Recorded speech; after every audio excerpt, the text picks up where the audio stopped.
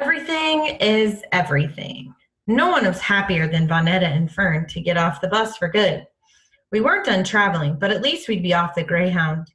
Now that we've been cooped up on the bus for more than a day, and Vonetta and Fern had long ago worn out their best behavior, I saw that Papa knew best by putting us on the bus in New Jersey instead of New York City. We couldn't have made it 1 mile farther. Even though the bus transfer from Atlanta to Montgomery would have taken only a few hours, that would have meant a few hours more than we could have stood. It was a miracle Vonetta made it from New Jersey to Atlanta without picking on Fern, and a bigger miracle that Fern's watch still hung from her puny wrist. I was just glad we survived more than a day's worth of riding without a real reason to call home. Mrs. turned out to be right after all. Pa didn't mind me calling collect when we reached Atlanta. He told me what a good job I had done getting my sisters down south safely, and I soaked in it. Neither Pa nor my real mother, Cecil, were long on praise. I had to enjoy the few words they sprinkled when I got them. Pa said, "You know Mr. Lucas's truck when you see it."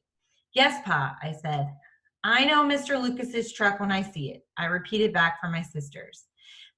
"I know Mr. Lucas's truck too," Vonetta said. "It's blue, Papa," Fern added. "Blue and rusty." I waved my hand to shush them. Still, I couldn't believe Fern remembered the old blue truck. Fern was 5 when we had come down here for funerals. She was smaller than small and sat on my lap back then. Fern and Vonetta played invisible hopscotch next to the luggage while I waited for Big Mom, Mr. Lucas, to drive up in his truck. Mr. Lucas, a widower with no kids, was practically Big Ma's brother.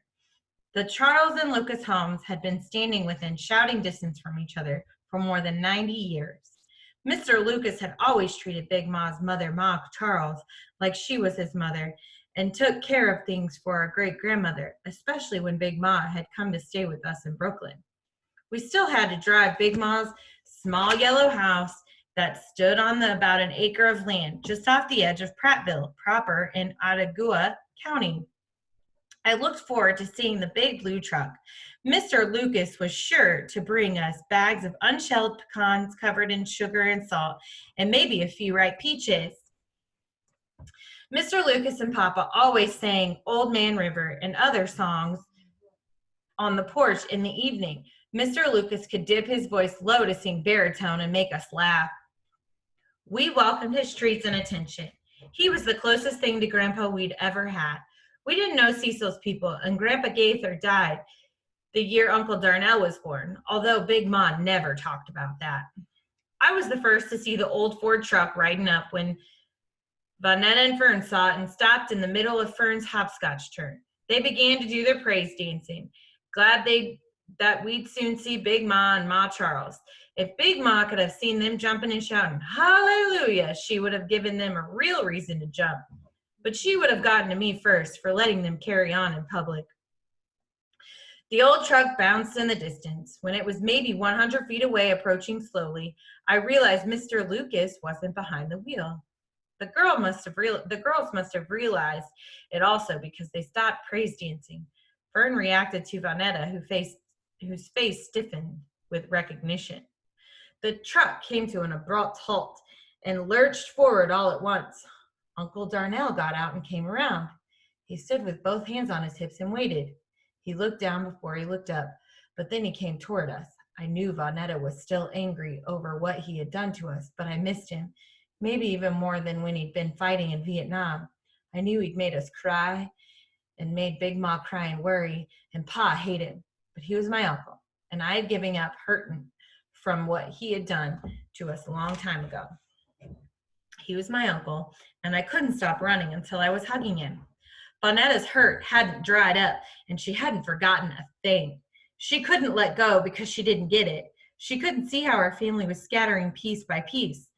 She only cared that Uncle Darnell had stolen our concert money last year and ruined our chance to see the Jackson 5 at Madison Square Garden.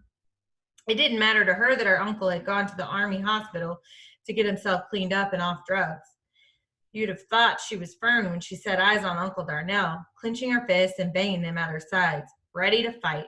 Vonetta marched up to Uncle Darnell, took one of her fists, and reared back the way a puncher should shouldn't if she didn't want to be the punchee. Then she gave a war cry before hitting him.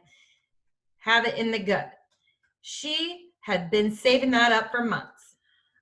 I knew a look of pity and shame when I saw one.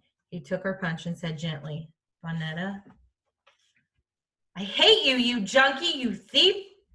Fern gasped aloud. Her natural instinct was to follow Vonetta, but this time she wouldn't. She loved Michael Jackson, but she loved Uncle D more, and she clamped herself up around him in a hug. That left Vonetta outside of our hug, and she seemed happy to not be a part of us. You hate me? Uncle D asked her. Still?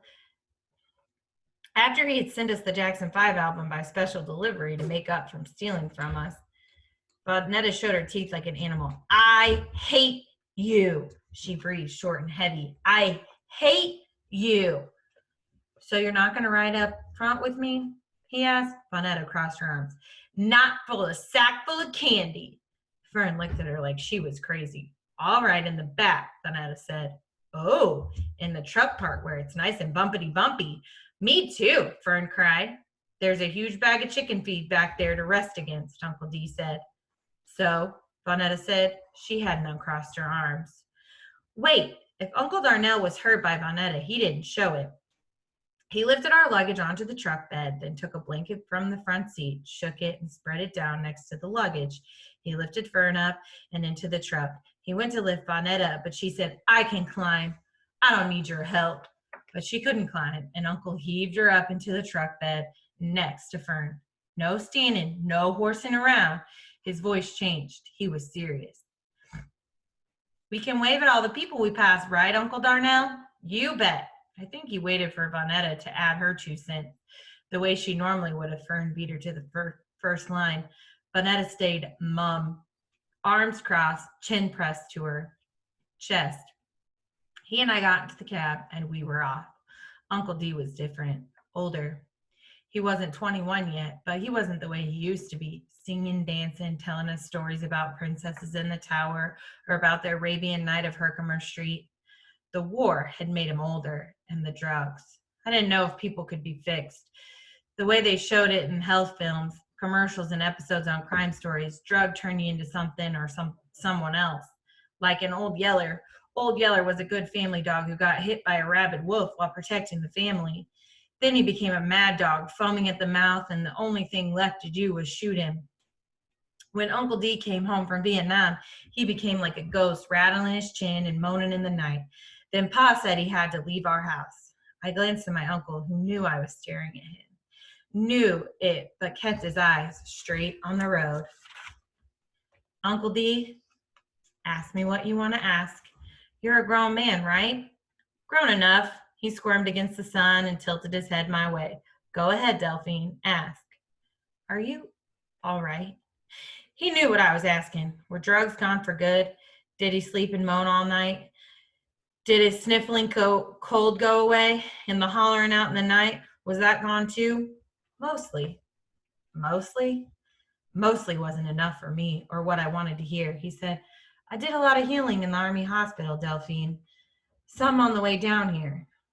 But you're better, right? His eyes went from the road to me and back to the road. Even though I loved him, I had been hurt by him. Underneath it all, I was unsure. And Fern was probably a little frightened, but only Vonetta was mad enough to stay mad. I asked him again if he was better. I had to tell my sisters not to be afraid and to not be mad. I had to tell them it was all right, that he was all right, mostly. His voice was flat and old like Pa's. That's all I can give you. We drove for a little less than 3 hours. I dozed off, but for how long, I didn't know. When I awoke, the Georgia pine trees had become Alabama pine trees. I knew we were getting closer, as every other town name had creek in it.